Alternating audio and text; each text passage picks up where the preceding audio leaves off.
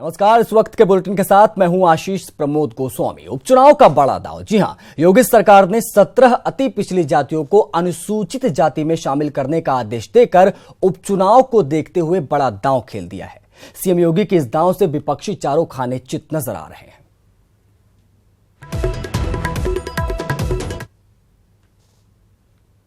योगी सरकार ने एक बड़ा फैसला लिया है। यूपी की 17 अति पिछड़ी जातियों को अनुसूचित जाति की कैटेगरी में शामिल किया गया है। अदालत के फैसले के अनुपालन में यह आदेश जारी किया गया है। जिन जातियों को शामिल किया गया है उनमें निषाद, बिंद, मल्लाह, केवट, कश्यप, भर, धीवर, बाथम, मछुआरा, प्रजापति, राजभर, कहार, कुम्हार, धीमर, मांझी, तुरहा, गौड़ को अनुसूचित जाति में शामिल किया गया है।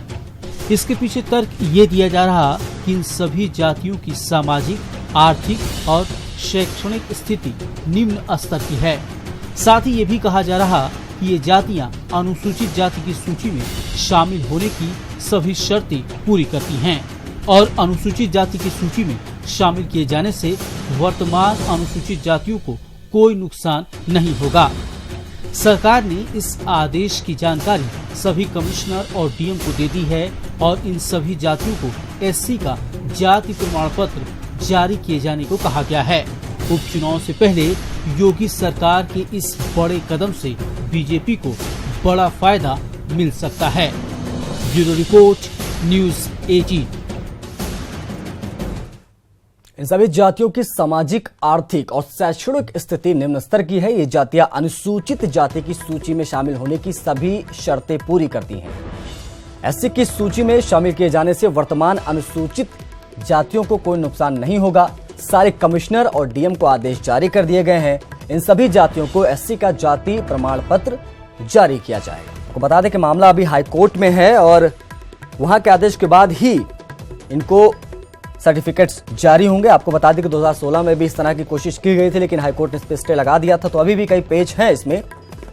जो तर्क दिया गया है योगी सरकार की तरफ से, ऐसे ही तर्क सपा और बसपा सरकार में भी दिए गए थे, लेकिन कहीं ना कहीं इस पर स्टे लगा था। अब देखने वाली बात होगी क्या इन 17 जातियों को जिनकी अनुसूचित जाति में शामिल होने की बात की जा रही है वो जमीनी स्तर पर लागू हो पाती है या नहीं। तो जो जातियां हैं जिनको फायदा मिल सकता है उनकी अगर बात करें तो कहार, कश्यप, केवट, मल्लाह, निषाद, कुम्हार, प्रजापति, धीवर, बिंद, राजभर, धीमर, बाथम, गोडिया, मांझी और मछुआ, ये वो जातियां हैं अनुसूचित जातियों में। इनको शामिल करने की कोशिशें जारी हैं, लेकिन क्या ये फैसला परवान चढ़ पाएगा, ये अपने आप में बड़ा सवाल है, क्योंकि अभी भी इसमें कई पेच फंसे। मामला हाईकोर्ट में है और बात सिर्फ राज्य सरकार की नहीं है, केंद्र सरकार की तरफ से भी कई बार कोशिशें की गई हैं कि इन जातियों को जो है अनुसूचित जाति में शामिल किया जाए।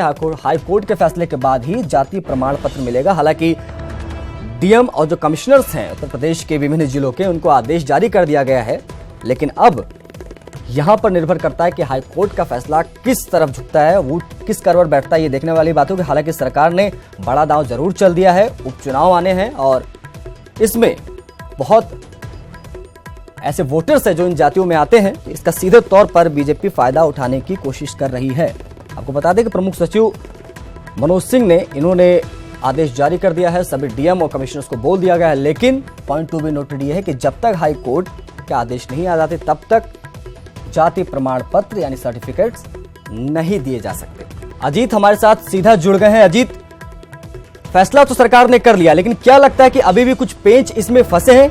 देखिए, बिल्कुल आपको बताएं कि सरकार पहले से इसे करना चाह रही थी, लेकिन चूंकि मामला अदालत में था तो लिहाजा सरकार ने अनुरोध किया था, जिस पर अदालत ने मार्च में ये कहा कि आप चाहें तो इनको जाति प्रमाण पत्र जारी कर सकते हैं, लेकिन अदालत का जो अंतिम फैसला होगा वो इस पर प्रभावी होगा। यानी जो जाति प्रमाण पत्र जारी किए जाएंगे उस पर ये लिखे जाएंगे कि अदालत का अंतिम फैसला आपको मान्य होगा। लेकिन इन 17 जातियों को पिछड़ी से अनुसूचित जाति में शामिल करने के लिए बाकायदा राज्यपाल ने अनुमोदन कर दिया। 1994 की जो धारा 13 है उसमें संशोधन कर दिया गया। तो निश्चित तौर पर जो जो राज्यपाल की तरफ से अनुमति के बाद समाज कल्याण विभाग ने जारी कर दिया आदेश और सभी डीएम कमिश्नर को आदेश पहुंच गया। यानी इन 17 जातियों को जो जिसमें कहार, कुम्हार, धीमर, राजभर, बिंद, प्रजापति, केवट, मल्ला, इन सभी को अनुसूचित जात के प्रमाण पत्र का लाभ मिलेगा। नौकरियों में, शैक्षिक संस्थानों में लाभ मिलेगा। सरकार का मास्टर स्ट्रोक होगा आशीष, और निश्चित तौर पर यह बड़ा कदम होगा उपचुनाव से पहले, क्योंकि इसके पहले मायावती सरकार और अखिलेश सरकार ने भी इस पर कोशिश की थी कि इनको शामिल कर दिया जाए, लेकिन हाईकोर्ट पर रोक लगा दिया गया था।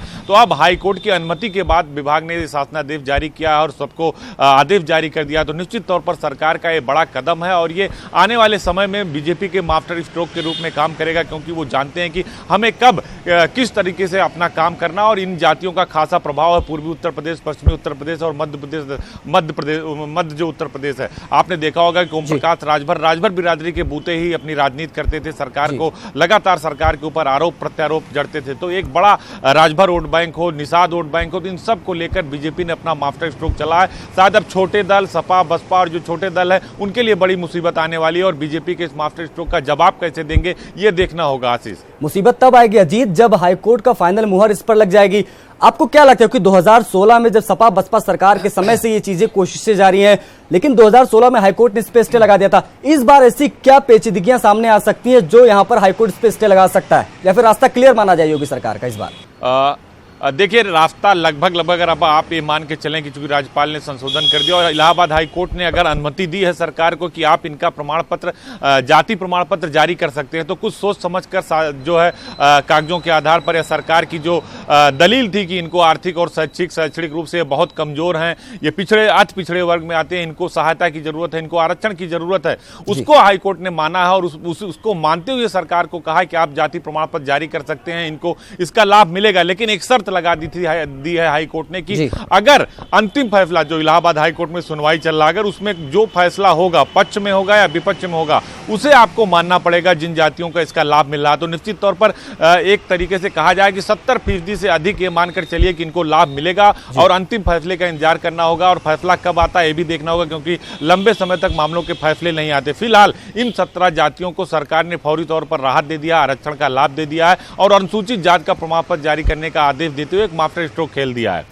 एक बहुत बड़ा झटका आप कह सकते हैं कि निषाद वोटर जो कि गोरखपुर बेल्ट में अच्छा खासा पाया जाता है, राजभर की जिसका जिक्र आप कर रहे थे, राजभर के जो राजनीति रही ओम प्रकाश राजभर की, वो सीधे तौर पर इन्हीं जातियों के बलबूते वो ज्यादा ही बयानबाजी करते रहे, अब बगावत भी उन्होंने सरकार के खिलाफ की थी। तो क्या लगता है कि एक यहाँ पर बहुत बड़ा झटका राजभर को भी हो सकता है, ओम प्रकाश राजभर को भी हो सकता है, और एक निषाद वोटर्स को साथ ही साथ सपा बसपा को बहुत बड़ा झटका लगेगा इस फैसले से अगर लागू होता है तो? बिल्कुल आशीष, आपने सही बात कही कि इस फैसले से सपा बसपा को बड़ा झटका होगा, ओम प्रकाश राजभर जैसे नेताओं को झटका होगा, निषाद पार्टी को झटका होगा। अगर आप पूर्वांचल की सीटों का बात करें तो गाजीपुर से और एक तरीके से कहा जाए गोरखपुर तक तो राजभर समाज और निषाद समाज का एक बड़ा वोट बैंक है, और ये विधानसभा लोकसभा चुनावों को सीधे तौर पर प्रभावित करते हैं। यही वजह कि पूर्वांचल में निषाद और राजभर काफी मजबूत है। तो ये लगभग ये मानकर चलिए कि कोर्ट के फैसले का इंतजार तो हमें करना होगा, लेकिन सरकार ने अपना स्ट्रोक खेल दिया और सरकार की तरफ बिल्कुल अजीत, सरकार ने अपना स्ट्रोक खेल दिया है, और जाहिर सी बात है अंतिम फैसले पर सभी की निगाहें, क्योंकि अगर ये अंतिम फैसला आता है तो सीधे तौर पर जो है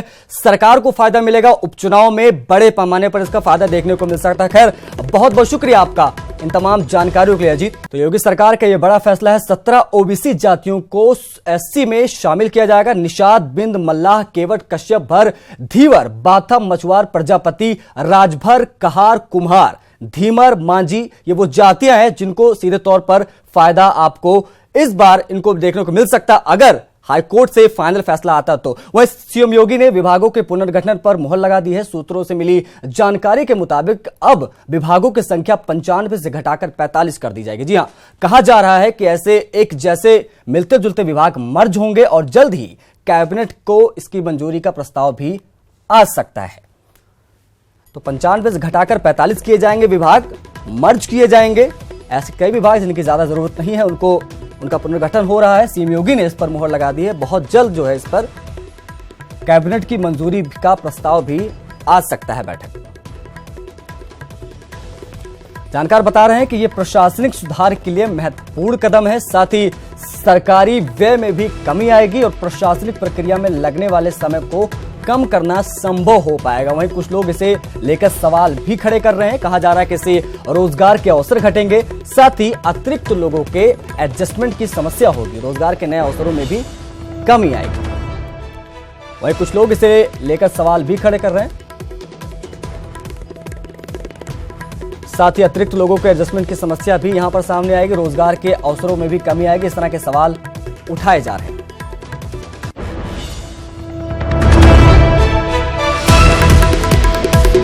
रंजना हमारी सहयोगी सीधा लाइव जुड़ गए हैं इसी खबर पर ज्यादा जानकारी के लिए। रंजना, क्या लगता है सरकार का इसके पीछे क्या तर्क है और क्या मंशा है?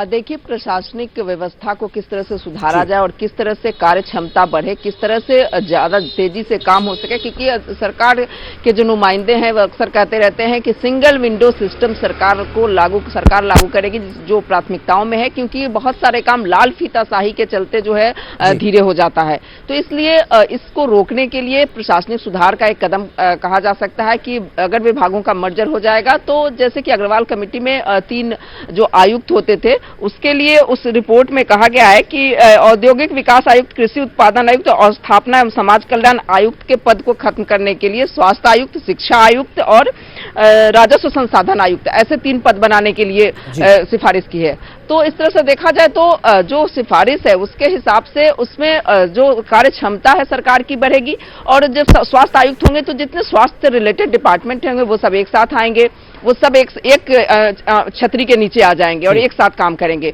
तो जो अलग अलग चीजें होती हैं जिसमें अलग अलग लाल फीताशाही की जो बात की जाती है, जो जोर पकड़ता है, जब अलग अलग विंडो होते हैं, जब सिंगल विंडो सिस्टम लागू होगा तो कहीं ना कहीं कार्य क्षमता बिल्कुल बढ़ेगी, तकनीक से जोड़ा जा सकता है और उसका असर प्रशासनिक क्षमता पे पड़ेगा, सरकार उससे ज्यादा तेजी से अपने विकास कार्यों को अंजाम दे सकेगी।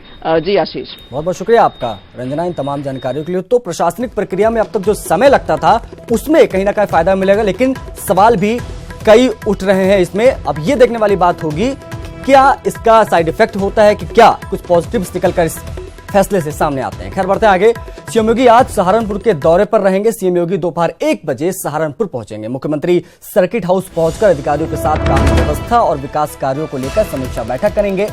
सीएम इसके बाद जनप्रतिनिधियों के साथ भी बैठक करेंगे। मुख्यमंत्री सहारनपुर में ही रात्रि विश्राम करेंगे। इसके बाद रविवार सुबह मुरादाबाद के लिए प्रस्थान करेंगे।